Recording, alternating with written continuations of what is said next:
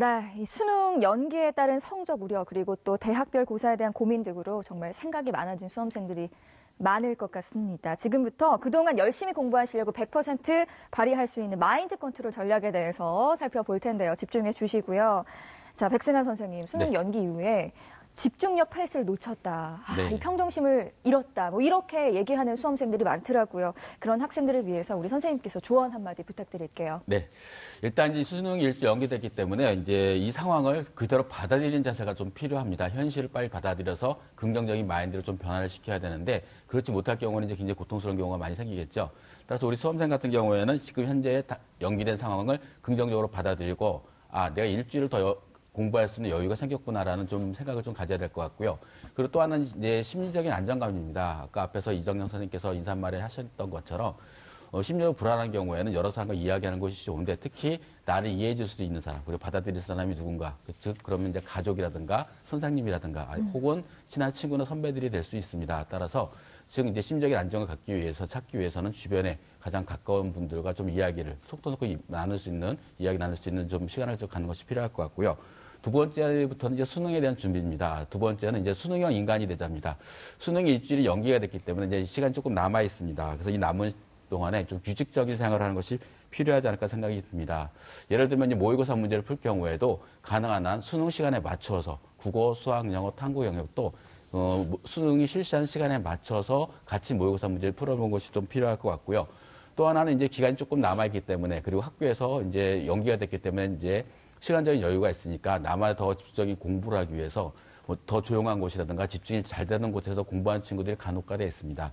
그러나 실제 수능은 이제 여러분들이 공부하고 있는 학교에서 수능 시험을 치르고 있기 때문에 가능한 한 그 환경을 같이 수능과 같은 비슷한 환경을 조성하는 것이 가장 좋습니다. 따라서 이제 수능 공부할 때도 가능한 한 학교에서 같이 공부하는 것이 필요하지 않을까 생각이 들고요.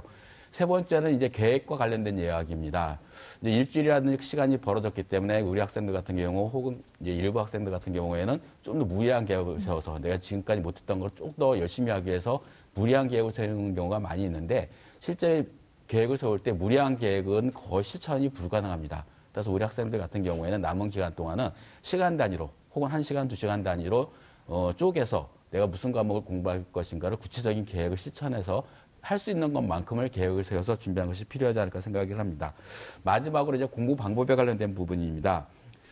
이제 시간이 얼마 남지 않았기 때문에 학생들이 이제 공부를 할 때 새로운 책을 공부하는 친구들이 간혹가다 있습니다. 이제 많은 선생님들, 전문가들이 얘기하는데 새로운 책을 가지고 공부하기보다는 지금까지 보았던 책을 가지고 공부하는 것이 가장 좋고요. 그리고 반복적으로 내가 틀렸던 문제들 혹은 내가 봤던 모의고사라든가 기출문제 중에서 정리해놨던 5단 노트를 중심으로 해서 공부하는 것이 필요하지 않을까 생각합니다. 네, 선생님께서 해주신 조언을 한 문장으로 정리할 수 있겠네요. 그냥 평소대로 해라. 이 말씀이신 것 같습니다.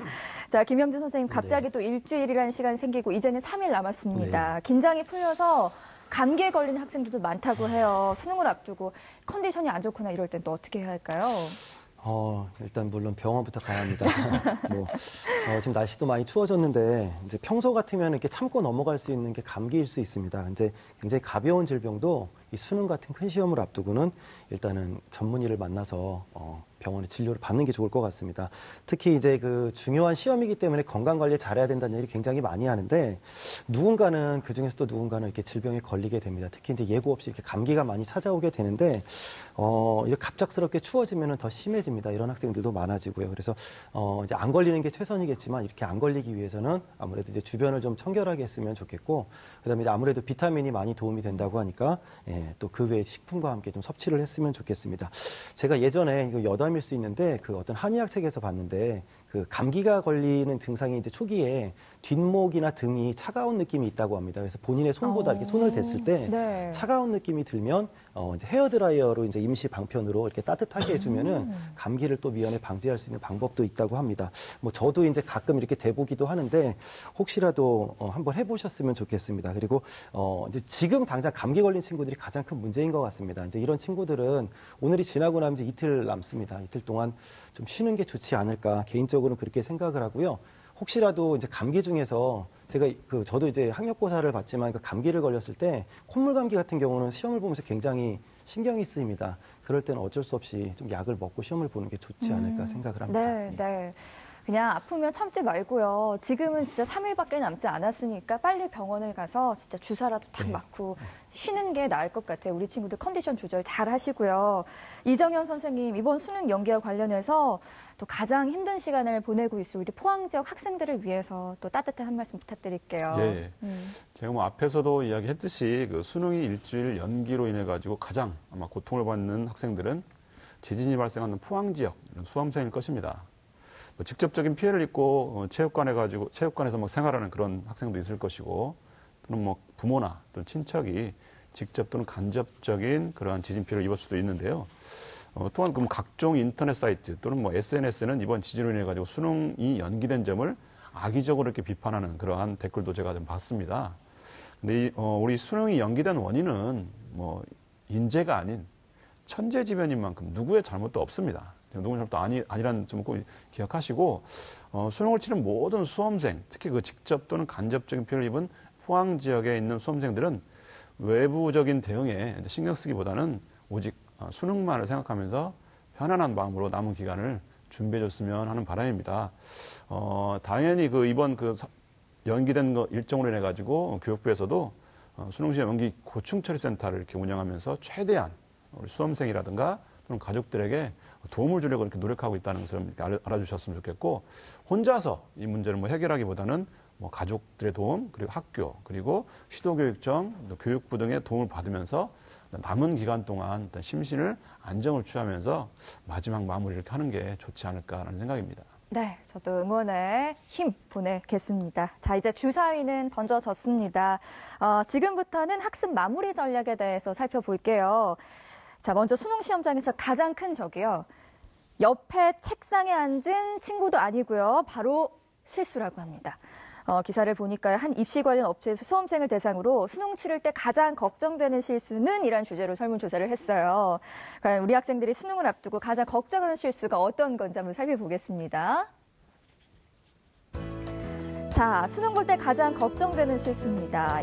첫 번째는요, 모르는 문제에 매달리다. 아는 문제도 다 못 푸는 실수. 이런 실수 많이 하죠.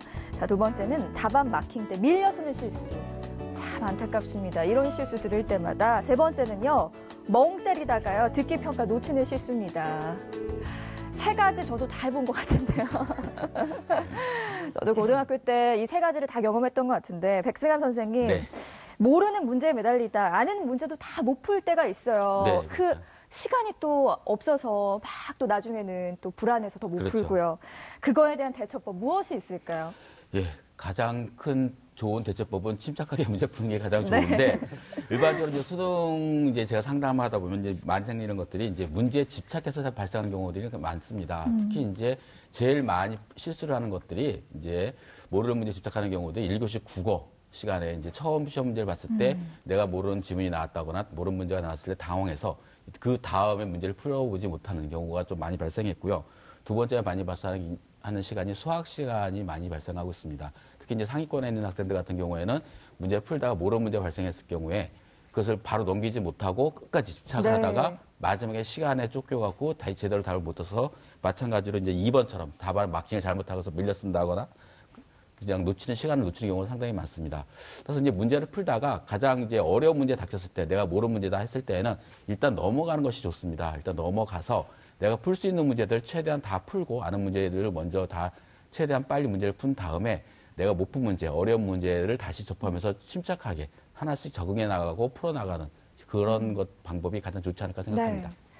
수능 시험이 정말 선택과 집중인 것 같아요. 과감하게 버릴 건 딱 버리고 그 다음 문제로 넘어가서 나중에 그건 또 다시 풀어보는 그런 지혜를 발휘하는 것도 수능 시험에 도움이 될 것 같습니다. 김영주 선생님, 성격이 급해서 또 이런 실수를 하는 건지, 답안 마킹 때 밀려 쓰는 실수, 사실 이런 실수도 되게 많이 하잖아요. 네, 예. 대체법 어떤 게 있을까요? 저도 그런 친구를 본 적이 있는데요. 이거는 이제 성격이 급하다기보다는 이제 극도의 긴장 속에서 보는 시험이기 때문에 그래서 실수를 하는 어떤 심리적인 측면이 좀 있는 것 같습니다. 이제 수험생들마다 답안을 작성하는 방법이 다 다른데 지금까지 좀 연습을 충분히 해왔기 때문에 자신이 평상시에 하던 대로 하면은 크게 문제는 없을 것 같습니다. 다만 이제 이게 수능이라는 그 긴장감 때문에 혹시라도 밀렸을 우려가 있다면 최소한 검토할 수 있는 시간을 5분 정도를 확보를 해두는 게 좋습니다. 근데 만약에 이제 수능이라고 하는 그 시험이 작년처럼 이제 어렵게 나와서 평상시 자기가 시험을 봤던 것보다 체감 난이도가 높으면 이런 시간 확보가 어려울 수 있습니다. 그럴 때는 이제 OMR 카드 많이 써봤으니까 보통 국어나 영어나 탐구 같은 경우는 한 줄에 20번까지 있는데 5문항마다 실선이 그어져 있습니다. 네. 그래서 제 생각에는 뭐 5문항에서 10문항 정도 이렇게 쓰고서 확인하고 넘어가면은 밀려 쓰는 일은 없을 것 같습니다. 그리고 무엇보다도 이제 아무래도 안 밀렸으려면 심리적 안정을 빨리 찾는 게 중요하고요. 제가 앞서서 말씀드렸던 나를 믿어라, 나만 믿어라라는 그 마음가짐을 한번 되뇌이면서 시험을 보시면 좋은 결과를 얻을 수 있을 것 같습니다. 네. 꼭 확인 잘 하시고요. 진짜 이런 실수가 또 제일 안타까운 것 같습니다. 이정현 선생님, 듣기평가 시간에 또 집중 못하면 큰일이잖아요. 사실 네네. 또 이 시간대 경적 소리나 뭐 이런 그 구간을 운전하시는 분들에게도 자제해달라 또 이런 부탁도 하게 되는데 그만큼 우리 또 수능 시험생들의 집중력을 위해서 저희도 또 많이 도움을 주고 있지 않습니까? 하지만 멍 때리다가 또 듣기평가를 못 듣는 경우도 많아요. 그런 학생들을 위한 대처법은 어떤 게 있을까요? 사실 뭐 개인적으로 멍 때리다가 그걸 놓치는 것은 어떻게 할 수가 없는 부분입니다. 근데 수능 시험 네. 당일에는 사실 영어 듣기 평가가 실시되는 그 오후 1시 5분부터 35분간 비행기 이착륙이 금지될 정도로 전 국민이 이렇게 협조를 해주고 있는 그런 그 대국민적인 그런 시험이잖아요. 아무래도 이제 평소 학력 평가와 다르게 어느 정도 이제 긴장감을 가지고서 시험에 응시하는 게 저는 맞다라고 보여져요. 그리고 또 대신 이제 그 듣기 평가라는 것이 점심 식사 이후에 실시가 되기 때문에 점심 식사 양을 너무나 포만감 있게 많이 먹기보다는 약간 부족하게 먹고 난 다음에 점심 식사 후에 발생할 수 있는 어떤 식곤증을 예방하는 것이 저는 좋은 방법이다라고 저는 판단을 할 수 있고요. 또한 그 영어 듣기 평가 전에 초콜릿이라든가 아니면 뭐 사탕 또는 물 등을 섭취하면서 집중력을 좀 잃지 않도록 이렇게 노력하는 것이 좀 좋을 것 같다는 생각이 들어요. 네. 그리고 뭐 영어 듣기 평가는요 사실 한 번 놓치면 다시 들려주지 않기 때문에 약간의 좀 긴장감을 가지고서 시험을 응시해야 됩니다. 근데 멍 때리는 시간이 지나게 길어지지 않도록 아무튼 하나 놓쳤더라도 바로 이어서 할 수 있도록 이렇게 긴장감을 좀 가지셨으면 좋겠습니다. 네, 그 시간만큼은 최대한 집중력을 발휘하시고요. 자, 지금까지 수능 시험 볼 때 자주 하는 실수 그리고 대처법에 대해서 알아봤습니다. 계속해서 이제 3일 남았죠. 학습 마무리 전략 살펴볼 텐데요. 성적 향상에 대한 고민이 또 가장 많은 학생들일 듯 싶어요. 백승환 선생님, 하위권 학생들의 수능 대비 학습 마무리 전략에 대해서 말씀해 주세요. 네. 1년 동안, 3년 동안 공부했던 수능이 이제 하위권에 있던 학생이 3일간 성적을 갑자기 올리기는 굉장히 어려울 것 같고요. 이 시기가 이제 3일 남았습니다. 3일 남았기 때문에 새로운 것을 다시 시도하는 것은 굉장히 무리가 따를 수가 있습니다. 따라서 이제 하위권 정도의 수준에 있는 학생이라면 보통 이제 6등급에서 7등급 정도 수준 학생들이 될 텐데 이 학생들이 이제 집중적으로 해야 될 것들 중에 하나가 첫 번째는 선택과 집중입니다. 우리 학생 같은 경우가 이제 하위권에 있는 학생들이 이제 수시 모집에 지원했을 때 합격하게 되면 대부분 수능 최저학력 기준이 없기 때문에 합격자가 발표 나오게 되면은 이제 수능과 상관없이 대학에 진학하겠지만 그렇지 못할 경우에는 이제 정시 모집까지도 가야 되는데 이 정도 성적대 있는 학생들이 지원할 수 있는 정시 모집의 대학은 4개 영역을 모두 다 반영하기보다는 3개 영역이나 2개 영역 등 이제 일부 특정 영역만 반영하는 대학이 대다수입니다. 따라서 우리 학생들 같은 경우가 이제 수능을 남은 기간에 준비할 때 좀 더 준비할 수 있는 방법은 내가 지금까지 시험 봐왔던 모의고사 성적을 비교해 봤을 때 100분위가 가장 잘 나오는 과목들을 중심으로 해서 선택과 집중을 통해서 좀 더 성적을 잘 받을 수 있는 방법이 무엇인가를 좀 고민을 좀 해야 될 것 같고요.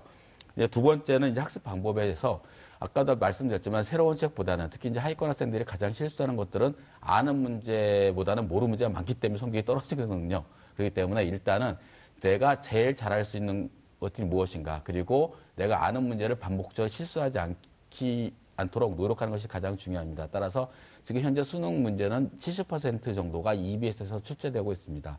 그렇기 때문에 남은 기간 동안 마무리 공부에서는 선택과 집중을 통한 과목들을 중심으로 해서 내가 아는 문제를 틀리거나 실수하지 않는 연습을 반복적으로 하는 것이 필요하지 않을까 생각해 봤습니다. 네. 아는 문제를 다 맞춘다는 생각으로 공부하면 될 것 같고요. 김형준 선생님, 네. 중위권 학생들의 수능 대비 학습 전략에 대해서도 말씀해 주세요. 예, 일단 수능을 이제 오랜 시간 준비를 한 학생이면 이제 성적 향상을 위해서 이래라 저래라 제가 좀 말씀을 드릴 수가 있는데 이제 당장 며칠 후에 시험을 봐야 하는 학생이기 때문에 뭐 특단의 방법이 사실 있는 것은 아닙니다. 마무리를 잘하는 부분, 뭐 수능 대박을 누구나 꿈꾸고 있기 때문에 굉장히 중요한데 제가 이 시점에서 이제 2, 3일 남았는데 이 시점에서 꼭 드리고 싶은 말씀은 절대 실수를 하지 않아야 된다. 그럴수록 이제 긴장을 많이 하게 되는데 우리 흔히 이제 아는데 틀리는 친구들이 있습니다. 이제 뭐 헛것이 보이는지는 모르겠지만 아는데 틀리는 친구가 있고 그다음에 고쳤는데 틀리는 친구가 또 있습니다. 그리고 말씀하신 것처럼 이렇게 멍 때린다라고 이제 하다가 멍 때리고 있다가 틀리는 친구들도 있고요. 네. 뭐 앞서서 제가 말씀드린 것처럼 또 밀려서서 틀리는 친구들도 있습니다. 이제 이런 실수들만 좀 줄여도 자기가 생각했던 것 이상의 평소보다 더 좋은 성적을 얻을 수가 있을 겁니다. 특히 이제 중위권 학생들 같은 경우는 이제 성적에 따라서 눈치 작전을 펼쳐야 될 가능성도 굉장히 높은데 우리 학생이 이제 등급이 어떻게 되느냐 등락에 따라서 이런 부분이 크게 달라지니까 최대한 실수를 줄일 수 있도록 해주셨으면 좋겠고요. 그다음에 하나 더 당부드리고 싶은 게 있습니다. 보통 이제 우리가 수능 시험을 보러 가면 그 같은 반 친구든 같은 학교 친구든 같은 친구들하고 같은 시험실에서 시험을 보게 됩니다. 근데 이제 많이 하는 실수 중에 하나가 이제 1교시가 끝나고 나서 야, 1번에 몇 번이야, 2번에 몇 번이야 서로 물어봤는데 답이 불일치하는 경우가 있습니다. 이때는 서로 굉장히 곤란해집니다.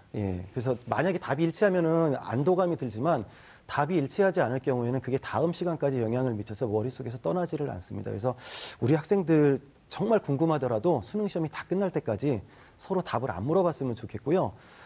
점심 먹을 때도 다른 얘기를 했으면 좋겠습니다. 수능 이후에 무엇을 할지 아까 선생님 뭐 쌍수도 말씀을 하셨는데 자기 계획을 얘기하는 것도 좋으니까 네. 그런 얘기를 하는 게 낫고 더 좋은 거는 혼자서 밥을 드시면서 시간을 조금 여유 있게 그리고 앞으로 3교시를 어떻게 준비할 것인지 조금 여유 있게 준비를 하시는 게 좋을 것 같습니다. 네, 생각을 정리하는 시간이 필요하다고 말씀하셨습니다.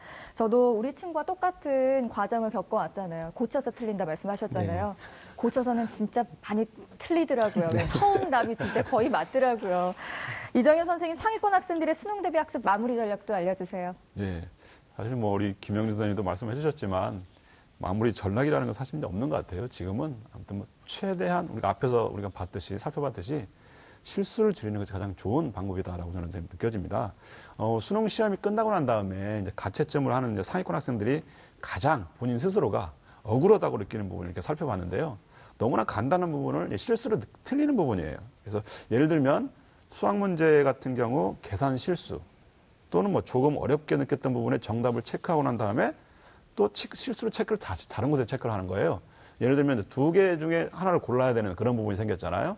그런데 둘 중에 고민을 하다가 결국은 체크를 잘못했는데 그게 틀리는 부분이 생길 수가 있고 그렇게 나올 수가 있는데요.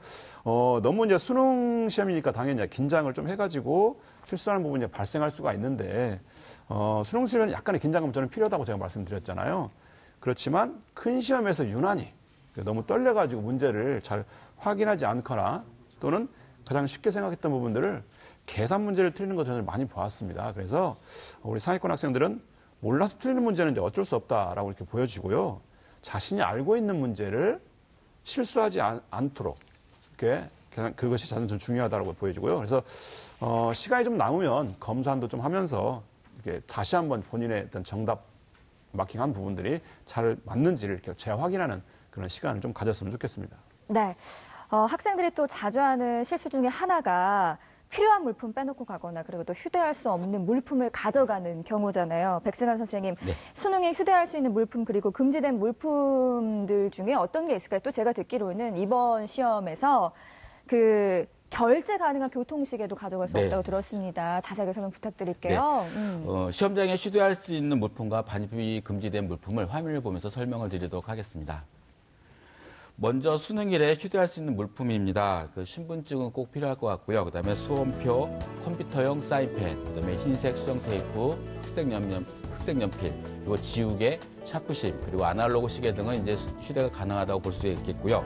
수능일에 이제 휴대할 수 없는 물품이 있습니다. 이제 가장 조심해야 될 물품이죠. 작년 같은 경우에도 어머니가 실수로 도시락통에 넣어놨다가 그게 이제 물리는 바람에 이제 수능을 보지 못하는 경우도 있었는데 가장 중요한 이제 학생들이 많이 쓰는 휴대용 전화기, 네. 그다음에 이제 디지털 카메라, 그다음에 MP3 플레이어, 그다음에 전자사전이라든가 카메라 펜, 그다음에 전자계산기, 라디오, 그다음에 웨어러블 기기, 그다음에 휴대용 미디어 플레이어, 그리고 스마트워치, 스마트 센서 등 이제 주로 이제 통신이 가능한 물품들은 휴대할 수가 없습니다. 네. 잘 기억하셔서 정말 안타까운 일이 발생하지 않도록 우리 친구들 다시 한번 기억해 주시고요. 김형준 선생님, 네. 만약에 학생들이 실수로 이제 반입금지 물품을 가져갔을 때 또 어떻게 행동을 하면 좋을까요? 우선 우리 학생들이 그런 물품을 가져왔을 경우에는 이제 1교시 시작하기 전에 이제 감독관에게 보고를 하고 지시에 따르시면 됩니다. 이제 참고로 이제 일명 기름종이라고 얘기를 하는데요. 이제 투명 종이 또 연습장 같이 시험을 보는데 필요하지 않은 물품은 사용이 금지가 됩니다. 다만 이제 돋보기처럼 그 개인 신체 조건이나 의료상 필요한 경우에 한해서는 매 시간 감독 선생님의 허락을 받고 사용할 수가 있으니까요. 참고해 주시기 바랍니다. 네. 네. 수능 답안 작성할 때 유의해야 할 사항에 대해서 말씀해 주세요. 예. 그 매년 답안지의 그 문제주 유형을 잘못 기재하거나 또는 수험 번호를 잘못 기재하는 경우가 종종 발생을 하고 있습니다. 저도 시험 감독을 실제로 하지 않고 저는 본부에서 지금 확인하는 작업을 하고 있는데요. 그런 학생들이 상당히 많이 나타나더라고요. 그래서 물론 방송으로 불러가지고 체크한 다음에 다시 한번 다시 정정을 하도록 이렇게 해주긴 하는데요. 수험생들 같은 경우는 답안지 작성 시 문제지 문형 그리고 수험 번호를 제대로 기재하는지 거듭 재차 확인을 해야 됩니다. 그래서 자세한 답안 작성에 대한 주의사항은 제가 표를 보면서 좀 더 설명을 좀 드리도록 하겠습니다. 수능시험 답안 작성 시 주의사항인데요. 연필 또는 샤프펜, 적색펜 등으로 애비 마킹 흔적이 남아있는 경우에는요. 중복 답안으로 채점되어서 불이익을 받을 수 있다는 점 잊지 마시기 바랍니다. 그리고 수험표, 그리고 응시 원서의 선택 유형이라든가 선택 과목의 일치 여부를 꼭 좀 확인을 해주셨으면 좋겠고요. 컴퓨터용 사인펜, 그리고 샤프심, 이것은 시험실에서 일괄 지급된다는 거요. 그리고 수정 테이프는 시험실별로 5개씩 준비가 되어 있는데요. 아까 백성환 선생님도 말씀해 주셨지만 수정 테이프는 개인 걸 본인이 사용했던 것을 가져고 와도 큰 문제가 없거든요. 그래서 본인이 가져왔으면 좋겠습니다. 답안지는요. 배부받은 컴퓨터용 사인펜을 사용해서 작성하는 것이 기본 원칙이고요. 개인적으로 가져온 컴퓨터용 사인펜이라든가 또는 연필, 수정 테이프 등 사용으로 인한 전산 채점상 불이익이 발생하는 경우에 대해서는 수험생 본인의 책임이다라고 이렇게 주의사항이 적혀져 있습니다. 네, 기억하시고요. 계속해서 수능 부정행위에 대해서 알아보겠습니다. 지난해 수능에서요, 총 197명의 학생이 부정행위자로 적발돼서 당해 시험이 무효 처리됐다고 하는데요. 한순간의 실수로 그동안 쌓아올린 노력들이 물거품이 돼서는 안 되겠죠. 김형준 선생님, 네. 수능 시험장에서 부정행위 중에 우리 학생들이 모르고 실수로 할 만한 행동들 어떤 게 있을지 짚어주시죠. 이제 저도 화면을 보면서 좀 말씀을 드려야 될 것 같은데요. 이제 우선 이제 우리 학생들 같은 경우 이제 이런 걸 좀 주의를 해야 될 것 같습니다. 첫 네. 번째로는 시험 종료령이 울린 후에도 계속 답안지를 작성하는 행위가 있습니다. 그리고 두 번째는 4교시 탐구 영역의 경우 선택 과목이 시간별로 이렇게 해당 선택 과목이 아닌데 다른 선택 과목의 문제지를 보거나 동시에 2과목 이상의 문제지를 보는 행위가 있습니다. 또 세 번째는 이제 시험장 반입 금지 물품을 반입하고 1교시 시작 전에 제출하지 않는 행위도 있고요.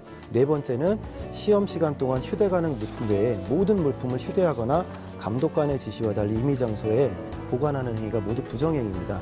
참고로 이제 그 수험표 뒤에 스티커를 붙이는 친구들이 있는데 제가 당부드리고 싶은 게 하나 있습니다. 간단하게 말씀드리면 우리 학생들이 수능 시험을 보고서 이 스티커에 답을 적기 위해서 수능 시험에 집중해야 될 시간에 이 답 적는 시간을 할애하는 경우가 있습니다. 그래서 이런 행동은 지양하셨으면 좋겠습니다. 네. 우리 수험생들 앞서서 짚어드린 내용들 잘 기억해 두셔서요. 꼭 실수 없이 수능 잘 치르시길 바랄게요. 이미 수시 합격 발표를 한 학교들도 꽤 많습니다. 따라서 수시에서 실패를 맛본 학생이라면 이번 수능에 대한 부담감도 더 클 텐데요. 백승환 선생님, 네. 수시에서 좋은 결과를 얻지 못했지만 정시에서 합격한 사례도 분명 있죠? 굉장히 많죠. 그러니까 학생들이 이제 생각하는 것들이 수시 모집이 워낙 모집 인원이 많으니까 수시에 어떻게든 학교에 갔으면 좋겠다라는 생각을 갖고 정시를 피하는 경우도 상당히 많습니다. 그런데 실제 사례들을 보게 되면은 수시 모집 인원이 많은 만큼 합격성도 많다는 것을 여러분이 염두에 두셔야 됩니다. 그래서 정시 모집도 기회가 된다. 특히 제가 상담했던 학생들 같은 경우에는 수시 모집에서 떨어진 학교보다 더 좋은 학교에 진학한 경우도 많고요. 그리고 수시 모집 같은 경우에는 논술이라든가 면접 등 이제 그런 변별적인 요소가 있는 것들이 있기 때문에 성적보다는 논술이라든가 면접에 좌우되는 경우에 같은 경우에는 성적이 나보다 안 좋은 학생들이 수시 모집 합격하는 경우도 종종 있습니다. 혹은 반대의 경우도 있고요. 하기 때문에 정시 모집이라 해서 모집 정원이 적으니까 무조건 불리하다는 생각을 버리시고 일단 마지막까지 최선을 다하는 것이 가장 중요한 부분이 되지 않을까 생각합니다. 네, 끝날 때까지 끝난 게 아니니까요. 꼭 최선을 다하시고요. 수능을 앞두고 우리 수험생뿐만 아니라 학부모님들도 굉장히 걱정이 많으시잖아요. 김영준 선생님, 자녀들의 컨디션 관리를 위해서 우리 부모님께서 어떤 걸 조금 신경을 써야 할까요? 이제 이 며칠 후면 또 시험을 보기 때문에 지금 많은 신경을 사실 쓰기는 어려운 상황입니다. 하지만 의도적인 무관심이 때로는 더 효과적일 수 있습니다. 우리 학생들한테 이래라 저래라 또 수능 때 친구들은 뭐 한다 이렇게 또 말씀을 하시는 부모님들이 있으실 것 같고요. 또 경우에 따라서는 이 약을 먹으면 뭐가 좋다더라라고 하면서 보약을 권하시기도 하는 그런 부모님도 있으실 겁니다. 하지만 이제 묵묵히 좀 지켜봐 주셨으면 좋겠고요. 학생이 이제 자녀분이 먼저 이런 걸 해달라, 엄마 이런 거 해주세요, 아빠 이런 거 해주세요. 그렇게 원할 때 그 부분에 대해서만 조금 신경을 써주시면 좋을 것 같습니다. 네. 예. 수험생들이 사실 제일 많이 불안하니까요. 옆에서 너무 불안한 티 많이 내지 마시고요. 침착하게 우리 아이들 다독이시면 좋을 것 같습니다.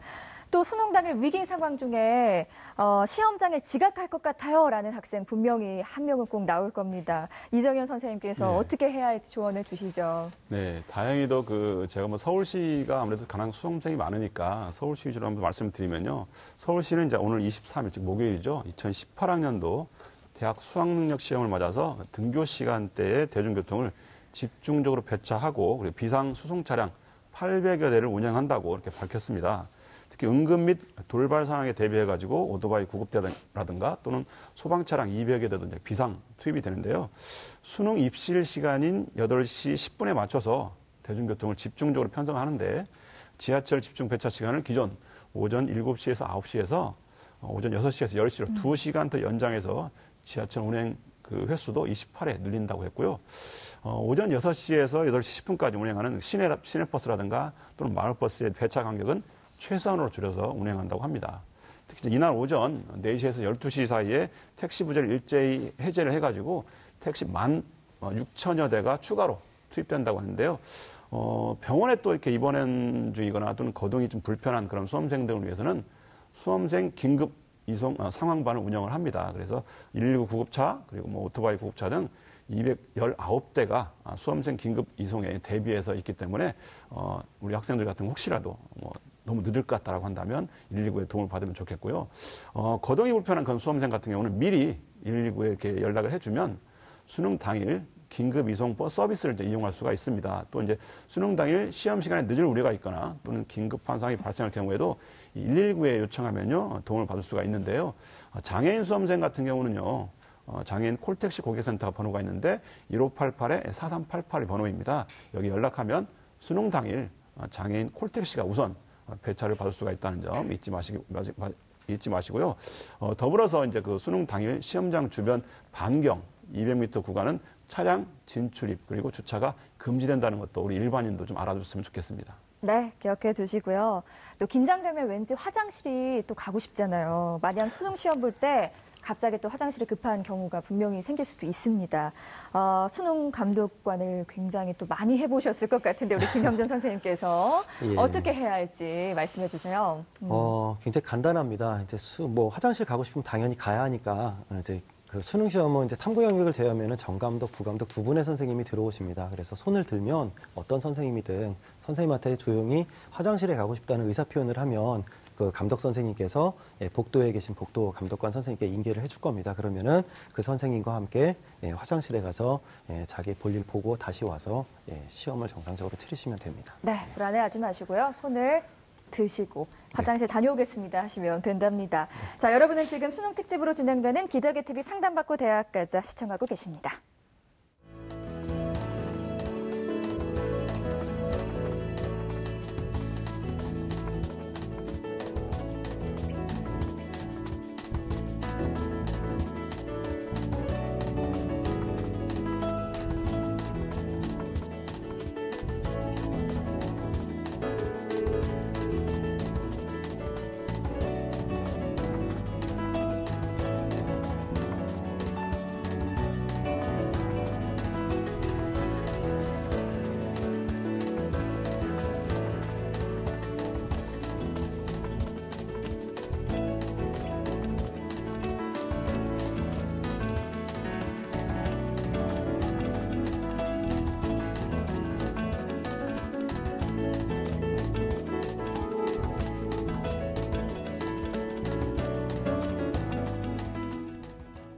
지금까지 수능과 관련해 다양한 이야기 나눠봤습니다. 여러분들께 큰 도움이 됐으면 좋겠고요. 이번 순서는 SNS 스피드 상담실입니다. 오늘은 수능 특집으로 우리 학생들이 SNS를 통해 기적의 TV 상담받고 대학가자 홈페이지나 페이스북 페이지로 보내준 수능에 관한 질문들에 대해 답변해드리는 시간 마련했습니다. 첫 번째 질문부터 살펴볼까요? 자, 아이디 MANYOK님의 질문입니다. 수험표 새로 주는 줄 알고 버렸는데요. 수능일에 재발급 가능할까요? 라는 궁금증이었습니다. 백승환 선생님, 네. 가능합니까? 예, 가능합니다. 근데 이제 원칙적으로 재발급은 안 되겠고 연기가 됐다 하더라도 발급된 수험표를 사용해야 됩니다. 하지만 이제 잃어버린 학생들 같은 경우에는 수능 당일날 사진 원판과 그리고 신분증을 가지고 시험 본부에 가서 재발급을 다시 받으면 되는데 이제 학생들이 많이 밀릴 수 있습니다. 그럴 경우는 좀 일찍 가서 8시 이전에 가서 신청을 하게 되면 다시 재발급을 받을 수 있습니다. 네, 두 번째 질문도 살펴볼게요. 아이디 윤희인님의 질문인데요. 이미 학교 알고 있어요. 22일에 또다시 예비 소집일에 가야 하나요? 라는 궁금증이었습니다. 김형준 선생님, 또 가야 할까요? 예, 일단 가시는 게 좋습니다. 예, 포항 지역을 제외하면은 네. 아마 시험 고사장이 바뀌지는 않았을 겁니다. 하지만 이제 여러 가지 뭐 부정행위라든가 이런 부분 때문에 시험실 위치를 바꾼다라고 얘기를 하고 저희도 오늘 교장 선생님한테 여쭤보니까 층을 바꾼다라고 얘기를 하는 것 같습니다. 시험실 위치를 바꿀 수가 있으니까 만약에 당일날 가서 아는 학교라고 당일날 가서 당황할 수가 있습니다. 그래서 되도록이면 가셔서 확인하고 오시는 게 좋습니다. 네, 예. 미리미리 확인하시는 게 마음의 안정에도 더 도움이 될 것 같아요. 자, 다음 질문도 살펴볼게요. 아이디 1Q99님의 질문입니다.